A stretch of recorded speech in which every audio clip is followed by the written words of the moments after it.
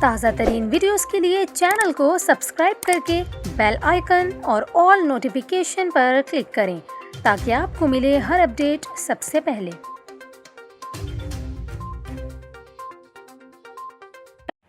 اور ابھی آپ کو بتائیں، شمالی بلوچستان میں مون سون کا چوتھا اسپیل طوفانی شکل اختیار کر گیا۔ ذرائع کے مطابق چمن میں قلعہ سیف اللہ کے مختلف علاقوں میں موسلادھار بارش ہوئی، جس کی وجہ سے مسلم باغ میں شدید سیلابی صورتحال ہے۔ لیویز حکام کے مطابق سیلابی ریلیں مسلم باغ قصبے میں داخل ہو گئے، جس کی وجہ سے بازار میں کھڑی گاڑیاں ریلے میں بہہ گئیں۔ لیویز حکام کا یہ کہنا ہے کہ مسلم باغ بازار ریلے میں 2 افراد بھی بہہ گئے، جن کی تلاش جاری ہے۔